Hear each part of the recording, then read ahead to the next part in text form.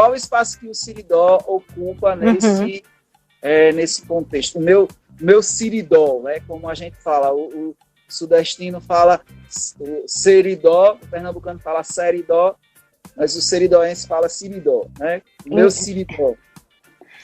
Então, eu acho que meu primeiro desejo, assim, de fazer alguma coisa voltada para o Seridó, esse desejo de voltar para casa, nasceu em 2015, quando eu estava montando uma peça chamada Dois Amores e um Bicho. Não tinha nada a ver essa peça com o meu Seridó, vai que é por isso mesmo, era uma peça super contemporânea.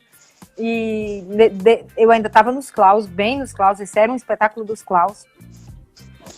Surgiu assim aquele desejinho, e depois eu voltei para fazer novela, a última que foi A Lei do Amor.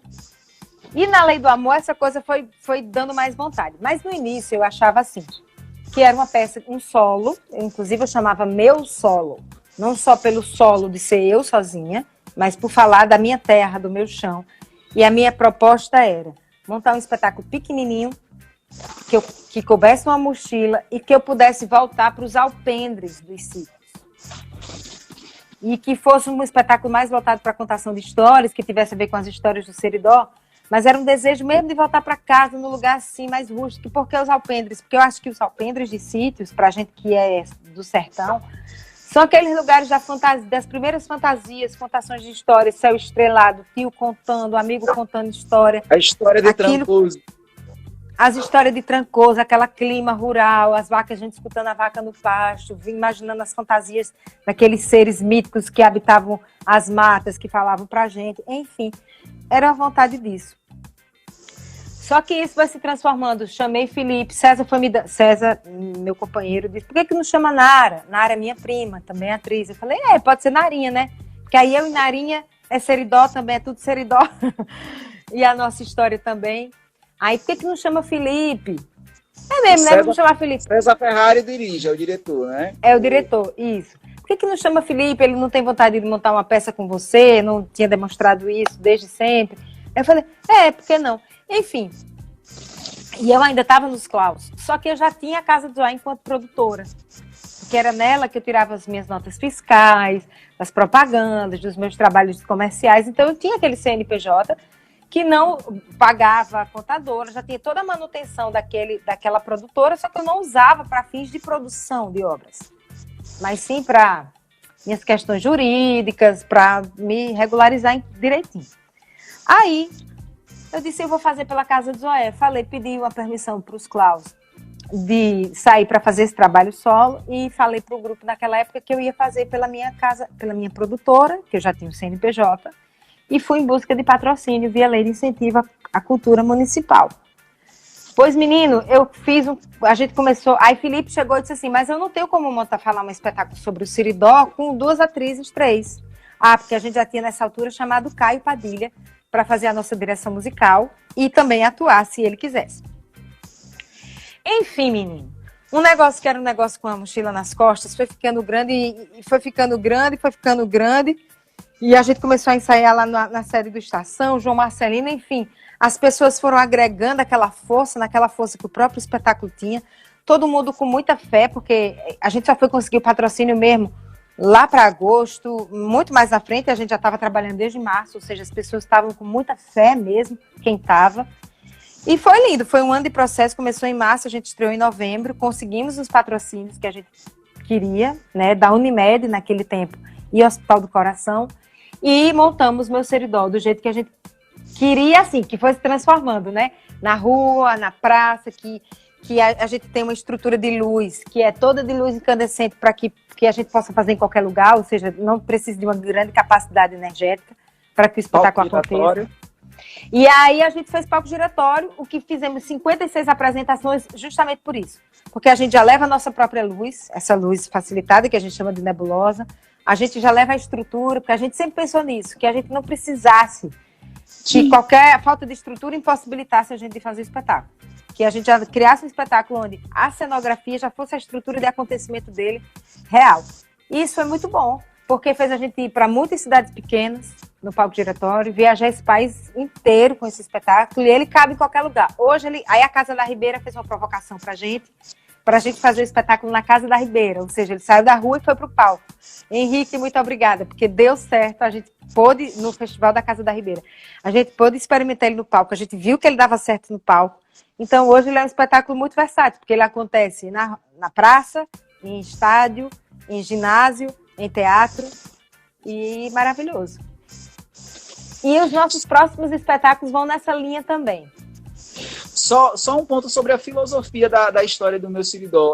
Você fala que ele é a história do Brasil contada de uma forma popular. Tipo, o César Ferrari fala que é um espetáculo que fala de vizinhanças, e há muitos pontos no espetáculo, como a abordagem sobre a Guerra dos Bárbaros, sobre o vaqueiro anônimo, as vozes silenciadas. Ele tem um estudo histórico muito forte para a montagem do texto. Tem um lugar filosófico muito forte na peça, né? no espetáculo, dessa constituição do sertanejo, do seridoense, por meio do colonizador que veio, que tomou a terra do índio, que escravizou, enfim, você fala que a terra do índio vira a terra do boi. Então, como você vê também essa parte filosófica, todo essa construção da própria personalidade do seridoense que traz a peça, o espetáculo? Então, quando a gente começou Bom, primeiro assim, o desejo de falar de Seridó era de verdade um desejo de eu mesma conhecer sobre o meu Seridó. Sobre a região que eu tanto amava, que eu tanto falava que amava e que tanto amo, mas eu percebi que eu conhecia muito pouco do Seridó. Né? A gente sabe dos colonizadores, a gente sabe que teve as guerras, mas eu não conhecia, de fato. Eu acho que isso é uma lacuna, inclusive, na nossa história. Sim. No nosso estudo, quer dizer.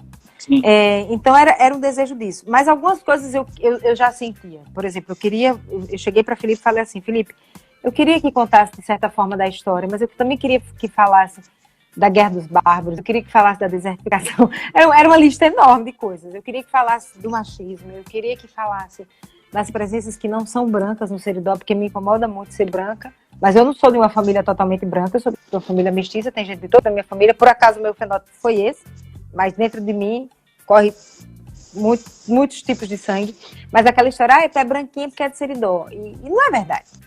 Uma terra que tem quilombo, que tem... Como que isso é representado assim. Enfim, aí, paralelo a esse desejo... Os negros do Rosário tão fortes lá no Seridó, né? Pois é. E os caboclos, que são... Eu sou de família caboclo, a parte do meu pai é toda caboclo. O caboclo mesmo. Inclusive chamam de caboclo. De Chico Caboclo, enfim. E aí, paralelo a isso, Felipe tem... como colaboradora dele, Leusa Araújo, que é filha de pai e mãe seridoense. Ela já trabalha na Globo. E ela foi uma pessoa muito importante, porque... Na pesquisa, era né? também na pesquisa, uma pesquisadora que lia enlouquecidamente, porque para ela também era uma forma de estar em contato com a própria história dela, dos pais, dos ancestrais dela. Só que desde o início a gente falou assim, vamos contar a história, mas também vamos contar a história dos que foram silenciados. Não a verdadeira história, porque a gente nunca sabe a verdadeira história necessariamente, mas pelo menos não a história, porque assim... Essa versão, né? Exatamente, porque na história como um todo, não só a história do Seridó, a história infelizmente é contada pelo vencedor. E no nosso caso, o homem branco. O homem branco, colonizador, então a versão mais forte que a gente tem da história, os registros que a gente tem de história é desse homem. Mas e os outros dos que foram silenciados? Como os nossos índios, que foram completamente silenciados, né? Que a gente nem sequer fala, está no nome das cidades, está na nossa genética, está na nossa... Mas que a gente fala. Então, também era um desejo... Muito forte na culinária, né? O próprio espetáculo, ele traz muito dos usos e costumes do povo seridoense. Essa mistura muito forte que se constituiu a partir dessa miscigenação. Sim, eu acho que no meu Seridó tem claro, no espetáculo de 1 hora, popular, de rua, não dava para a gente aprofundar em tudo. Acho que a presença negra ela é menos explorada, está mais no caboclo, né, na figura do vaqueiro, que ele realmente é muito... traz muita origem negra, africana, na presença do vaqueiro, e acho que a gente podia ter explorado mais, mas é isso, faltou tempo, faltou... Não tivemos como. Mas a ideia era essa, era poder contar a história do Seridó a partir das vozes que foram silenciadas na história do Seridó. Porque a gente tem que dizer, porque vem fulano de tal, descendente de não sei quem. Apenas isso não é verdade, né? Não é verdade. E hoje os estudos estão cada vez mais apontando para um Seridó muito mais plural, e plural desde o início. Sim.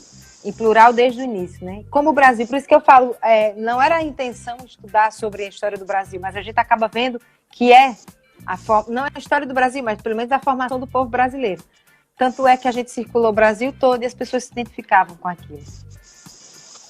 E é uma negligência, nós sofremos essa negligência no ensino de história, de fato, de não trabalhar tanto a abordagem mais local, a abordagem mais regional, como você muito bem falou.